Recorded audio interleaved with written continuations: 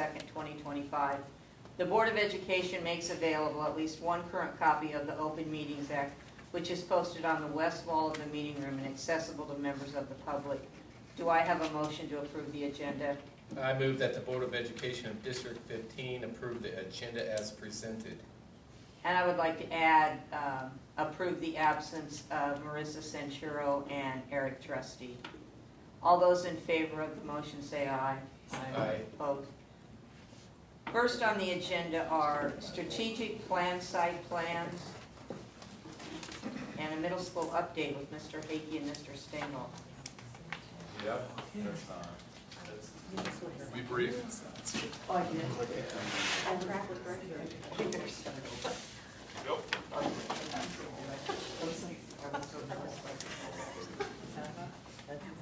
Should we start again since we didn't have a second? Okay. It's okay. All in favor works. All right, good evening, everyone.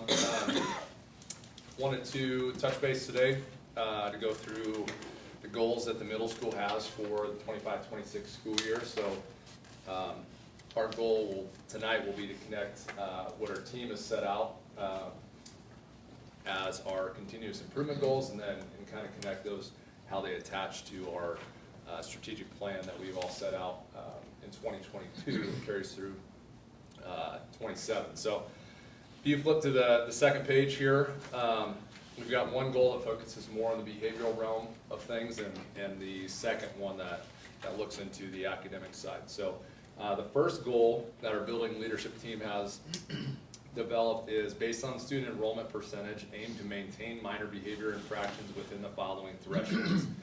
0 to 4 documented behaviors, so we want greater than 80% of our student body to be within that threshold. 5 to 9 documented behaviors, less than 15%, and then 10 or higher, less than 5%. We'll show you kind of where we're at this given state, and then a little bit of a comparison to the last couple of years. So goal number 2, develop and implement an academic MTSS framework that includes decision rules, screening tools, tiered interventions, and progress monitoring in math. Evaluate and explore opportunities to align reading and ELA. So this is kind of an ongoing, anytime we talk about multi-tiered systems of support, it's ongoing, it's fluid. That's never going to be a goal that's check a box, accomplished it. It's always going to be evolving and fine tuning. So we'll kind of give an update of where we're at within that one. So Mr. Stengel is going to tackle goal number 1. So on the next page, this is a 40,000 foot view is where we're at right now. This data is correlated to the last 3 years at this time of year. So I think we're about roughly 25, 27 days into the first quarter. So we pulled the data that was roughly the same time last year. So if you look back over the past 3 years, and when we're looking at the data, it correlates each year. It's identical of what we're looking at. So you look at 23-24 with the approximate number of students at this time, 24-25, and then currently 25-26. If you look at the major incidences that we've had for behavior, right now we're at 13 as of today, which is, we think, doing pretty well. If you walk through the school building, and I know we deal with major behaviors, I think we've got a positive trend going forward with that. If you look at the minors, those are really teacher-led. From 23-24, we were at 105. Currently, we're at 123 right now, with approximately about 40 more students. So couple things that always looking at the data that just want to share with you.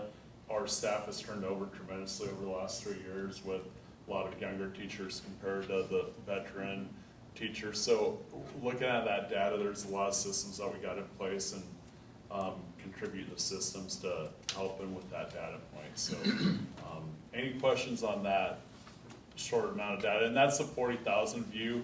We can break that down into grade level cohorts and look at that, and the trends from 6th to 8th grade and all that. So I'd say overall, I think the feeling in the building is it's been positive with the behavior data on that.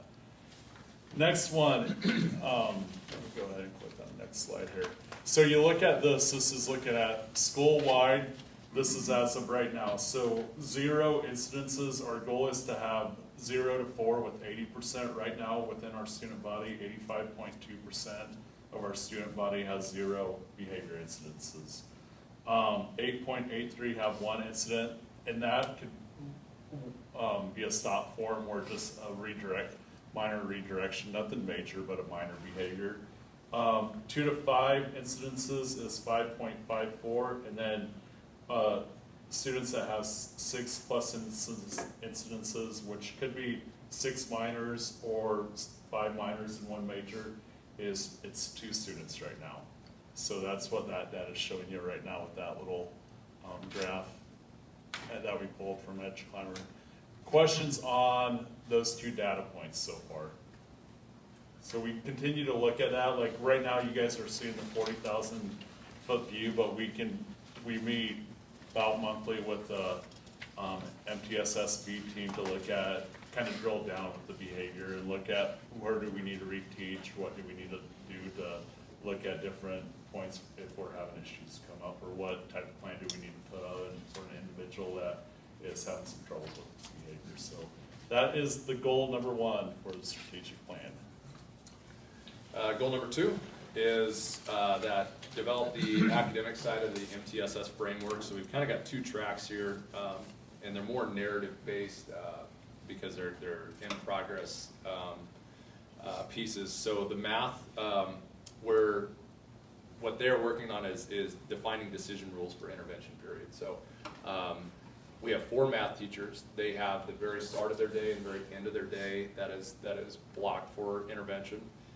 So what that means is students that they're intervening with are a targeted group based on data, and the human resources we have, which are four teachers that are they're setting up metrics and data points of who would meet the criteria of a student to which our math team needs to intervene with, and that could be because they are behind on a certain math standard that is a prereq for what they need to build on, and they need to have a 3-4 week intervention because that's going to be a foundational concept that they need for that entire year.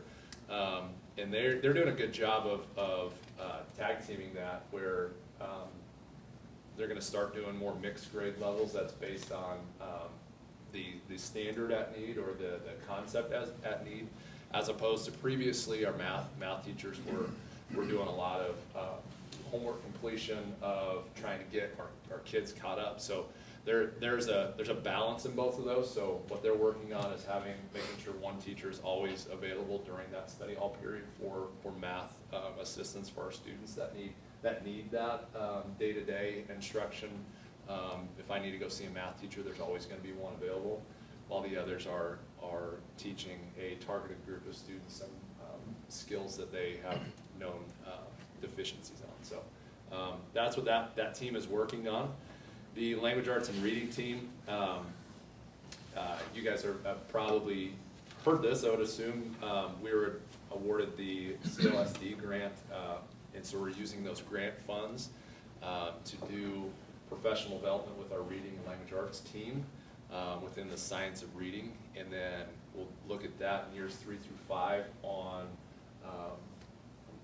making decisions on high quality instructional materials, human resources, coaching opportunities, anything based on that first year or two's feedback on our secondary teacher 612 didn't get into the field and really teach how to teach 6th grade, 7th grade, or even a sophomore how to read.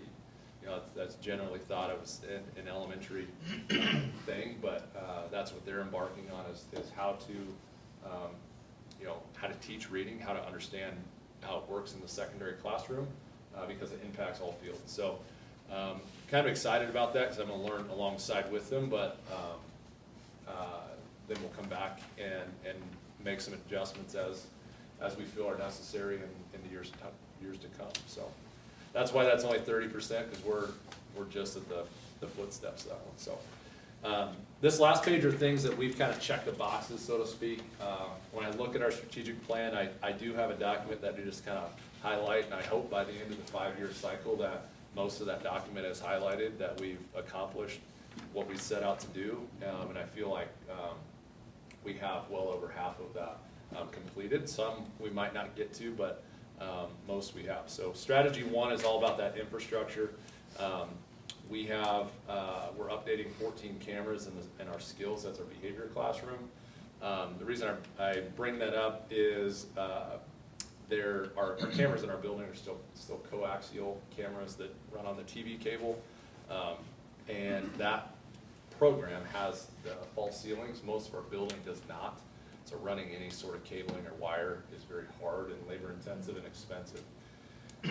They have the false ceiling, so it's not really that hard, and it was easier for us to switch those into digital because half of them just went out this year, and that's a program where we need the cameras. So that will be there. So we're still balancing 2 different technology systems of our cameras, but keyless entries on our entrances, and then strategy 1.3, which has to do with technology. We're putting some PD into AI with artificial intelligence. So I don't think AI was a thing in 2022, or at least nobody knew about it when we set out the strategic plan, but it's kind of interesting how it's still aligned. 2.2, the DESA screener, we are delivering that, but one of the things that we set out in the strategic plan to do is to partner with local agencies within that mental health realm. We did lose a partner in Blue Valley Behavioral Health with a grant that has expired for mental health therapists within our secondary schools that I think elementary had them before too, but so the state of Nebraska, that grant expired, so we need to look for more opportunities and agencies to link our students to on the mental health side. So strategy 3, doing a lot of targeted PD. As I mentioned before, those are some examples that with the new turnover of our staff that aren't as vet savvy with experience of trying to make sure they get in front of high quality people to learn from. And so I feel like we've done a good job of getting them into hearing good presenters and listening to good material. So that's what we are working on this school year. Any questions you guys have? Just wondering that the 30%, what does that actually mean? That, honestly, that's just a number I picked that I felt like, here's where we're at. If I had to say, yeah, we're done with this, Okay. it would be 130. We're at the footsteps of developing, so it's pretty new within that. Thank you. Yep. Thank you, guys. Thank you. Now we'll talk about HVAC at the middle school, Mr. Alexander. Yeah, so it's middle school night, apparently. We, this has kind of been a topic that's weaved its way into discussion throughout various avenues. Andrew and Craig can jump in at any time as well. I just invite them into the conversation. But essentially, it's interesting how over time things have evolved. We currently, in today's day and age, we currently have what's called a wet globe. That's what it's called, right? Yeah. A wet globe. And before practices, during the fall, we use that wet globe to determine, and we're required by state statute to use it to determine whether it's too hot or too humid to have practice outside. Interestingly enough, we can also use that wet globe indoors, and it will tell you whether it's too hot and too humid to have, for instance, gym class inside. So our middle school staff has been using that this fall to determine in the gym if it was too hot in accordance to, say, bylaws to hold practice outside. Is it too hot or too humid to hold gym class in the gym? So we've been kind of tracking that through that process, and there is no statute that says you do that for gym class or you don't do that. We just simply, they've been doing that kind of on their own to make comparisons to how it works in terms of safety for students. Through that process, it's kind of been brought to our attention to discuss, and you as a board need to discuss the idea of, is it time to consider installing air conditioning in the middle school gym? Or options, look at options for that. So I put that in my superintendent update a few weeks ago. Have had conversations with just some of our HVAC providers that we currently have for our preventative maintenance and our control system about what that looks like. My initial thoughts were it was gonna be something that would be well over $250,000. And talking with them after I said that, they don't think it's gonna be that much. So we're in that phase of trying to determine what exactly is it going to be. So I think, first of all, you as a board need to have a conversation. Is it something we're interested in doing? Is there other avenues you'd like to pursue? I just need the direction to know if that's something we want to do. And so it makes tonight's committee of the whole agenda. So I'm open for comments. I would actually like to hear from Mr. Hague and Mr.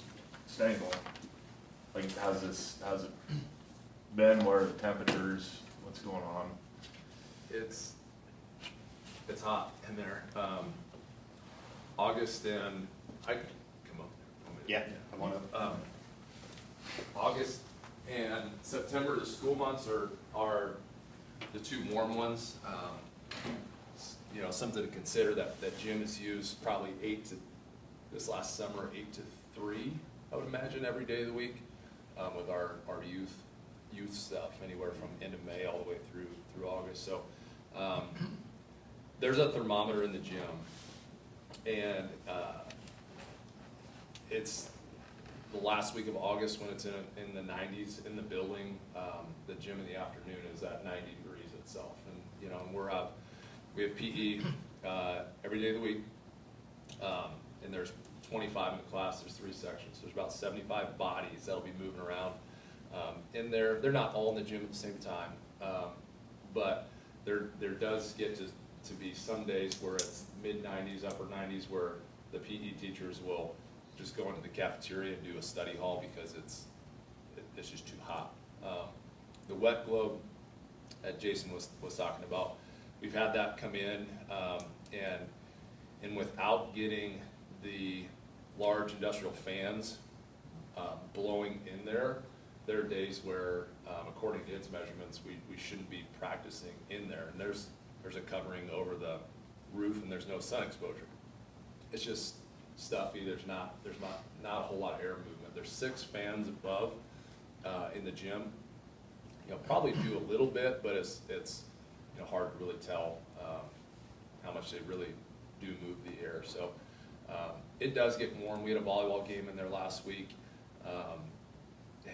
I think, you know, I don't have numbers to talk to you about this with, but the programs we give out for you know, the program sheets, I think all of them were being used as fans. You know, so it just gets to a point where it also doesn't allow me on, and this is a small blip in the radar. My more concern is we're putting kids in there and asking them to exert themselves, and it's warm and stuffy and so forth. But things like back to school night, orientation night, or we don't have a space that's large enough for our student body and our parents that I can talk with them and all together at the same time. That's climate controlled. So the way I've had to do our like our 6th grade orientation in the classrooms to kind of talk through the messages I want to deliver is solely because if I put everyone in the gym, nobody would be listening because it just, you know, I can't hear you, it's hot in here, and so we go in the classroom. So I can answer any other questions, but it's something that I think I would encourage you to look at, but Has there ever been any type of HVAC system in the gym in the past?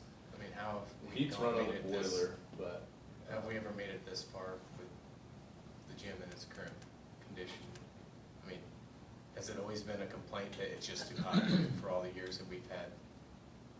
yeah, yeah. And this is, I a lot of times won't wear a tie in August, September, because it gets so warm in there. But I don't think it's ever had HVAC. What's the yeah. humidity level in there? It's a good question, I can find out for you, I don't know. Well, and I was wondering with the heat and humidity, I wondered, does that do anything to the gym floor at all? I wonder. The gym floor seems like it's in good shape. good shape. Yeah. Bleachers Yeah. are peeling, aren't they? The paint, they do paint those every year. Yeah, so there could be some consideration with that, but it is something that, you know, our middle schoolers they're resilient. They bounce back with a lot of things, but, they are sweaty when they walk out of that gym. And when we do our house competitions, you can walk from the hallway to the gym and just get hit with that wall of stuffy air. Yeah, It sounds like you really can't shift the use to other times of the year. You need it, even in the hottest weather, in some fashion. Can I ask, oh, It's, go ahead, sorry. it's just sad that we have this situation. Yeah, I think it's one of those things where, you know, it's an older building, it's always been like that. I just think that's becoming more and more the anomaly, you know, or you don't see that as frequent as having school buildings or public spaces without it. And so I think that's maybe why it's more of the conversation is brought up recently. Or, yeah, that would be my 2 cents, me personally. Can I ask how it would increase the bill if we had air conditioning in the gym? I mean, The energy. yeah, It would definitely have an impact. How much, I don't know. I think there are companies that we could have, along with this, we could also have an energy efficiency study done, which probably wouldn't be a bad idea to have done district-wide anyway. Just because even at the elementary school, even though it's brand new, right, and all that equipment is what we consider brand new equipment, it's been running on warranty for a year now. That warranty has expired. We have to stop and ask ourselves, are we operating it as a district at its highest efficiency possible? Because if you do operate it at its highest efficiency level, the lifespan of that equipment will be much longer than if you don't. And so it's probably time to do an energy efficiency study as well. So, in answer to your question, Doris, I don't think one of those has been done for some time, so it'd be good to do. Have we looked into any grants available out there for HVAC or updating schools? I'm not aware of any, but I can sure investigate. Have they given, like, people you've gone to locally, have they given a ballpark figure, like it could cost? No, no, not yet. Pretty much just my estimate of somewhere over 250,000. They didn't think it was gonna be that much. So the interesting part is anything over 136,000, why 136,000, I don't know. But anything over that amount requires us to go out for bid and also get an engineering drawing. So that's where we'll have to start, is looking at, you know, what engineers will be willing to come in and do a drawing for us, so then we can go out for a bid for it. So it is a process. What about just overall ventilation of both the gym and the building as a whole? Is that something that should also be looked at? Well, there are units that ventilate and air condition the building, but their lifespan is probably at its extent. We have replaced, we did do, and I do want to provide an update for you. as to the number of units we did replace last year, because we did replace a significant amount of units both at the Yeah. high school and the middle school last year in an attempt to get those back up to where they need to be. But that, those units over there are definitely at the lifespan, their expectancy to continue to operate, so.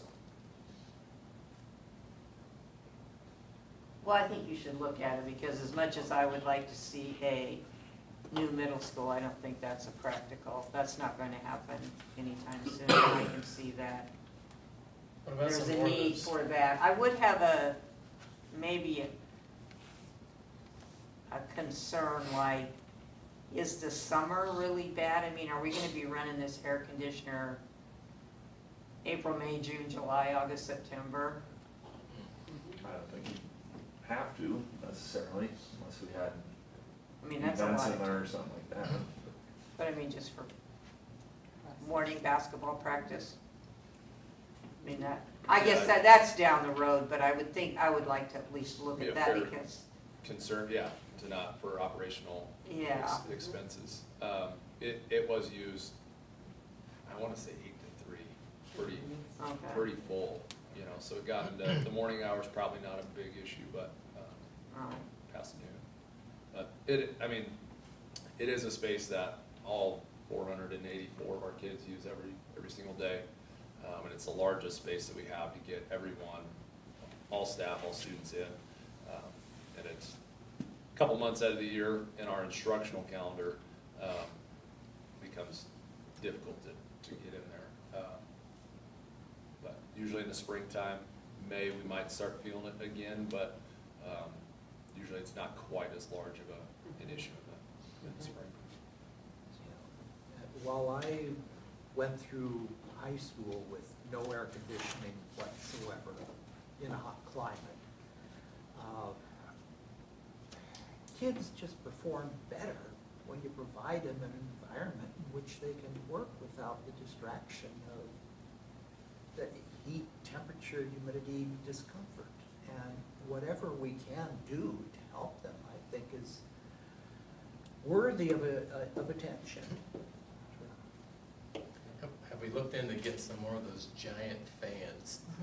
Or you- like on the open house night down there, walking down there, everyone's standing in front of the fan. Yeah, exactly. 5 foot wide. As you notice, the classrooms are air conditioned, but the hallways, when you get that many bodies, it does get stuffy.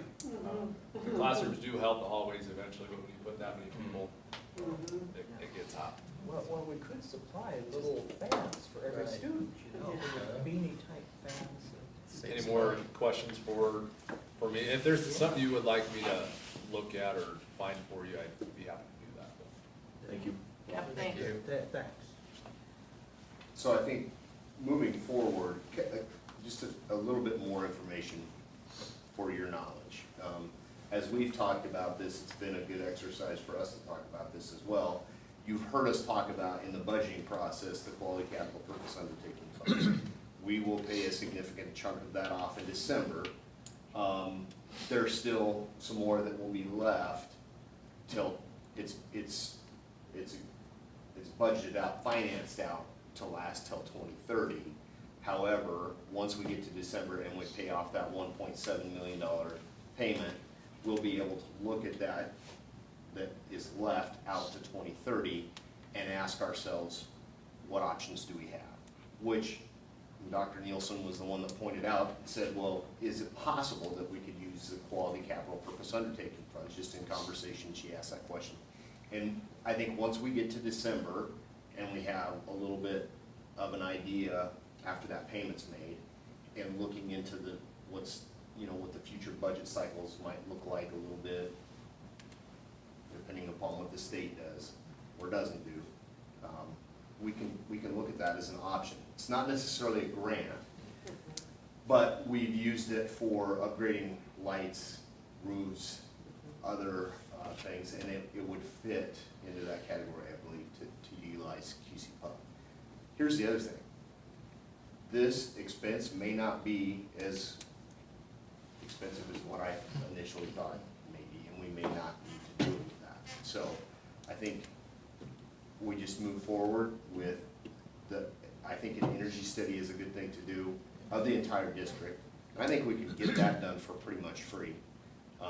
But then I think we're gonna have to look at an engineer to come up with some specs to be able to go out RFP for an HVAC system in the middle school gym.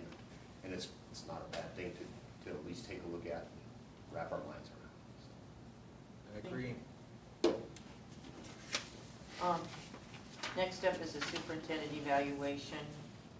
And since Mr. Trustee's gone, Mr. Alexander will present that. Yeah, so Eric has been in contact with the Nebraska Association of School Boards and myself. It's kind of a triangle of emails back and forth. That process has started, so he's contacted Katie Corfield, I think is how you, or Corfield, I think is how you say her name, from NASB, and she has emailed, the first step in the process is that I do a self-evaluation.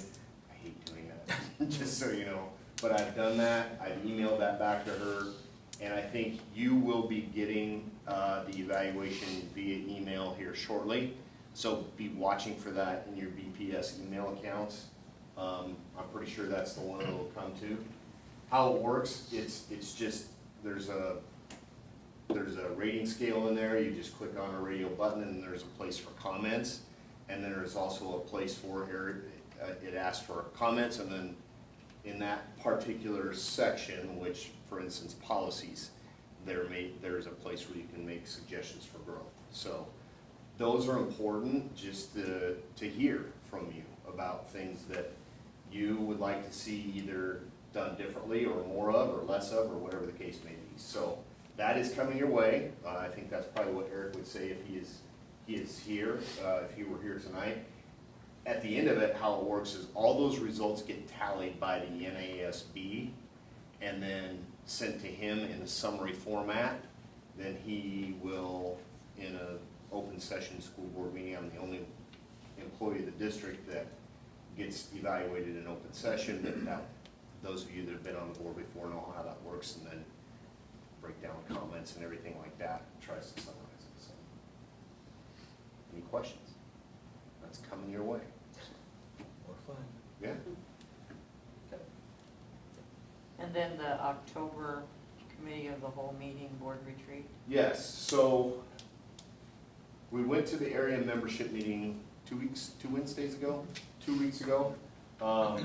Charles and Doris and I went, some good sessions at the area membership meeting were held. On the way back, we had some good conversation about what were some presentations that were given, and there was discussion about,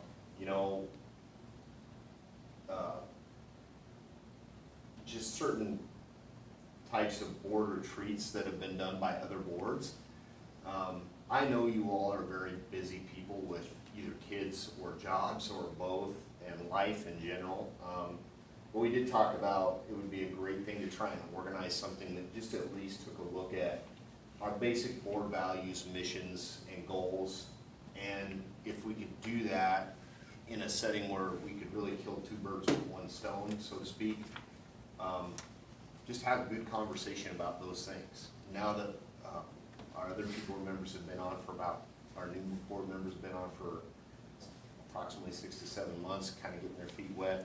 Now's a good time to do that. So we've talked about at the October committee of the whole meeting, scheduling a working supper at 5:30 to like 6:15, 6:30, and then starting the committee of the whole meeting after that. So that's kind of in the works as being the plan. I talked to the NASB about those specific conversations that were held in that session, and they're helping work through, just come up with some questions and some topics for us to discuss as a board that will hopefully spur some good conversation. So we have a meal, have some good conversation, have the committee of the whole meeting afterwards, and just have it all done in one night. Yeah, I attended the session and I thought it was really good, and I'm not somebody who's a big fan of any kind of in-service, yada, yada, yada, but I felt like that was I think it helped both board members and help us be better, work more efficiently together, you know, I thought it was good. So, no public, are you done? I'm done, unless there's further comments. Charles, did you have anything you wanted to add about the area membership meeting? Just, that's what I remember, sounds good. Okay, Do I have a motion to adjourn? I move that the Board of Education in District 15 adjourn. A second? Second. All those in favor say aye. Aye.